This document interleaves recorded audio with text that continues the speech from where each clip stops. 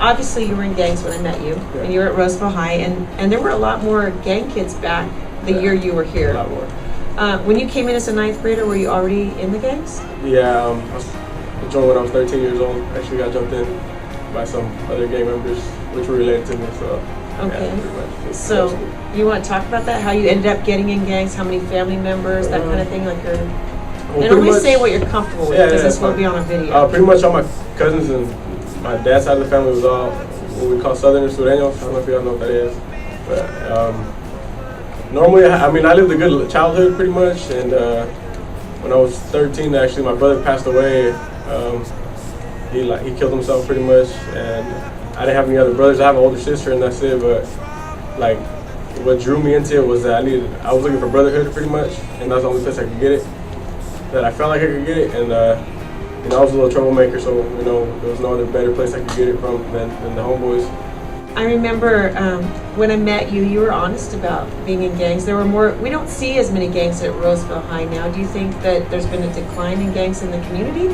It's not really that. It's just a lot of people go through a little phase, I guess. They see it around a lot, and they want to be part of it, but they don't know the meaning of it and you know why they're gangbanging. You know, they're just doing it because it's the thing to do. I don't know what you guys got going on right now. If you guys swag or whatever. I don't know. People got their little eras, you know, but to me it was something serious. You know, something that like I was living for and willing to die for as well.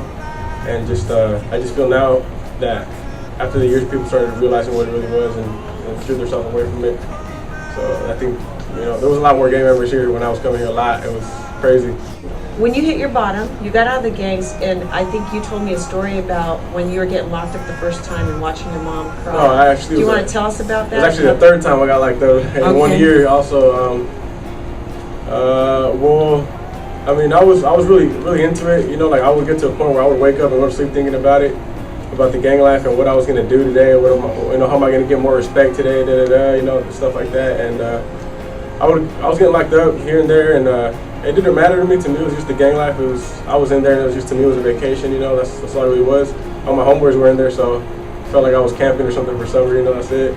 And the last time I got locked up, I was at the police station, and the cops were just trying to get me with all this stuff that, you know, they didn't know. They just tried to get stuff out of me, and I didn't want to open my mouth, so they just stood me up right there, and they arrested me right in front of my mom. And being a gang member, I'm kind of cold-hearted. You know, you don't really care when people get hurt, but it was weird because I saw my mom. Like my mom was holding on to my arms really tight, telling them not to take me in, and I don't know. It just hit me that time.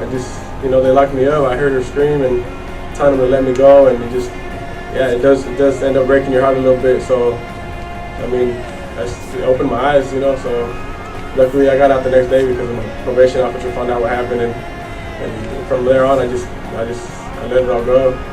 And then I started doing speeches here for everybody at school and everything, and I started getting really religious. And I mean, it worked out for a while, but I still had a lot of anger inside of me because of the way I was living and everything. So my homeboys kept drawing me back into the gang life and everything. So like I was just in a battle for a while, pretty much going back and forth, like deciding if that's what I wanted or not. And then finally I ended up pulling out. So I remember when you were in Texas. It was Texas, right? Yeah. And you texted me and you said, Mrs. Herb, I'm going to come back to Roseville High and I'm going to talk these kids out of these gangs. And I remember I just looked at that text and just started to weep. And I said, get over here, you know. And so when he came back to school, he was really bold. Do you remember the day we visited Cooley? Yeah.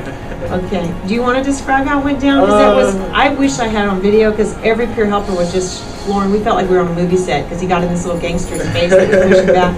And that boy has taken peer helping. He didn't get to stay in because of football.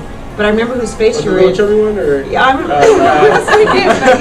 Yeah, a little big. Yeah. He's actually one of the people that I did a speech to, and he looked at me differently after in a bad way because he saw me still doing bad things, and I was like, damn, you know, like this fool's probably thinking I'm a little hypocrite or something. And I was like, damn. So, I mean, it opened my eyes and everything. But yeah, when we went to that school, like, when I got in their faces and everything, and all the little gang members just shut up.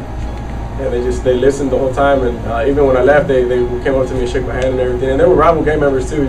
I know their family members and everything, so I knew walking in that they were going to respect me. But once I walked out, it was a whole different story. Okay, now he's downplaying it. You guys, it was like being on a movie because all of a sudden these little junior high boys are all acting cool, like, you know, we're not listening to this guy. He wasn't really in a gang, and Jose's, you know, wearing the pure helping shirt, trying to do the right thing.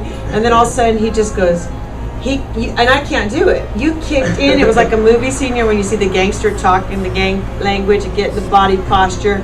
And the teachers that were in the room for Cooley, they all were like, everyone was so riveted. It was like, we were floored because he just kicked in and proved himself. Does that make sense? Like, I know. And he just started to describe that life and use the language they identified with and the body gestures and these little, it was so fun to watch these little junior high boys kind of like, you know, and then respect him after that. Because he's there trying to help them not make the same mistake. And I'll never forget it.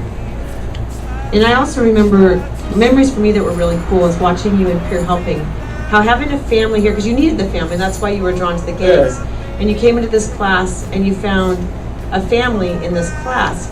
And you'd have that temper, do you remember? And people like, Jose, you know, like, because all of a sudden it'd kick in, right? Yeah, I would pop off a little bit. But the best memories I had was seeing who you were, because I met you in the English class as the gang kid. And now seeing, like, when we do team building, you laughing. Like, I hadn't gotten to see you laugh in 9th grade, or because he had that anger from the gangs on him.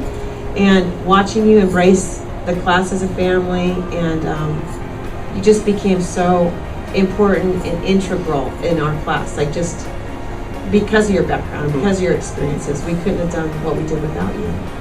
It's just pretty much different when you revolve yourself around a bad tension. You're gonna act tough, you know what I mean? And just when you're in here, it's just different. You don't have to put that front, you know what I mean?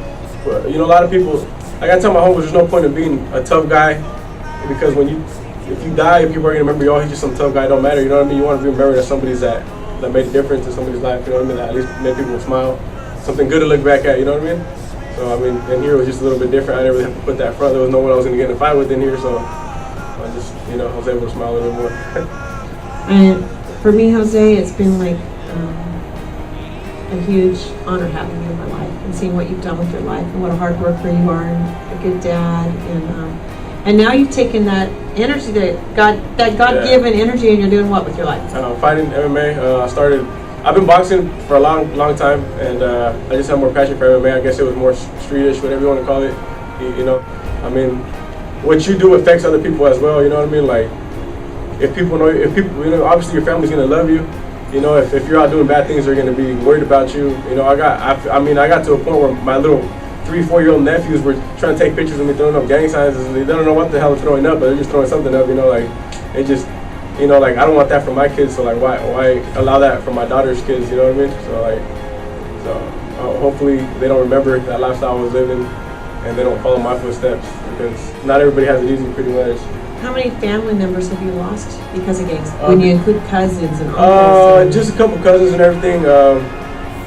Pretty much a few cousins. And I actually just met one of my cousins. It's weird. I got a big family, and I met him, and he was a really cool guy. And next thing you know, he got stabbed and he got killed. And you know, it sucks because like I barely met him and everything. He told me about my childhood and how he knew me when he was little, and it just, you know, I didn't even know him. To me, he was still a stranger, and I didn't get to meet him because of the gang life and everything. And I mean, even here in Roseville, my cousin got stabbed. He was in the hospital. He had the biggest cut in his stomach.